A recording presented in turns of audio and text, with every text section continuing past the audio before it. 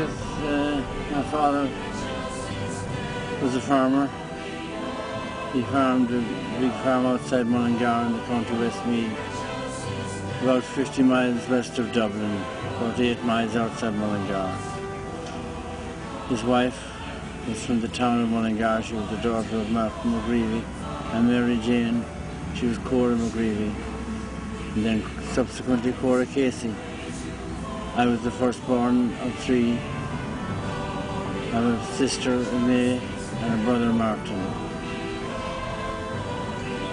I was born 1939, and moved to town then to the grandmother's, my mother's mother,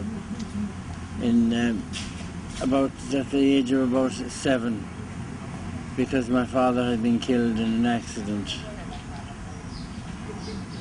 So we were left without him. So I went in first, and then the mother sold the farm and moved into town to her mother, and we lived there. And then went to the local school, the Christian Brothers School, until I was sent down to Holy Ghost College in Rockwell, County Tipperary, to do my secondary studies. 5 years of secondary studies there. And it was there I met some Holy Ghost fathers who impressed me.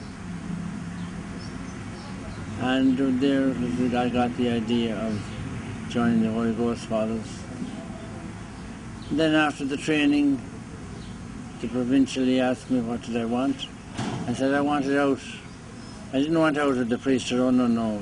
But I wanted out of Ireland, because the Holy Ghost fathers in Ireland at that time were only involved in education, and I didn't feel that was what I was called to. So I came to Africa in '67, and the mail boat, the Apapa. Took us a week to arrive. We had a very nice week on board. And I arrived then and was welcomed by the Holy Ghost priests, the Irish Holy Ghost priests here in the Gambia. Okay, you talk about the Holy Ghost Father, of course, who inspired you to join the seminary to become a priest. Can you remember any of these missionary priests whom you first spoke to when you have the desire to go to the seminary to become a priest? There was one man in particular, Father Thady O'Connor. He had worked in Nigeria for years. He was back teaching in Ireland then. But I learned more about the missions from him than I did chemistry. But he was a gentleman. He was. Okay, let's talk about your mission journey to the Gambia. When you came to the Gambia in 1967, am I correct? Yes, 67, October 67. Can you remember what really impressed you when you came to the Gambia? Well, I was welcomed by the community in Banjul. There was quite a community of Irish Holy Ghost fathers in Banjul, then living beside in the house beside the cathedral. And the welcome I received there and the way they looked after me, that impressed me. How was life in those days, knowing that you are coming from a country, different from the Gambia, West Africa? I just took things as they came. I enjoyed the things that I met and fitted in. That was the way. How about fellow priests who were working with you in those days, 1967, 68, and of course in the late 1970s? You had Father John J. McDonough, Father Tom Tarmy, Father Sean Little, Father John Hogan, Father John Sharp, Father Frank Fowler. There were some of the men then. Some of them were in Banjul. Father Michael Cleary, later Bishop Cleary, now Bishop Emeritus. They were there. And they welcomed me. And I got on well with them. That's great. You lived in the Gambia for almost 47 years. What's your experience with the Gambian people, the culture, and of course... Well, I 47 years from beginning to end, but I was out of the Gambia for 2 periods of 2 years. In 79, I passed out in Canopy after Sunday Mass and a baptism. Johnny Caldus's daughter Genevieve, we baptized her that Sunday, and I went straight to bed because I was sick and I passed out. I woke up 4.5 weeks later in London. I didn't come back for, well, it was 79 and I came back in 81. Then another time I got malaria badly. I was anemic after it and I went home from 95 to 97, so there were 4 years I was out. Where was your first appointment when you came to the Gambia? William Fournier. I was in Banjul about a week, and then I was... Mr. Danandow, God rest him, gentleman, he drove me up to William. And I lived there with Father John Jeremiah Dunna for 2 years. 79 to Easter Sunday, 67 to Easter Sunday, 69.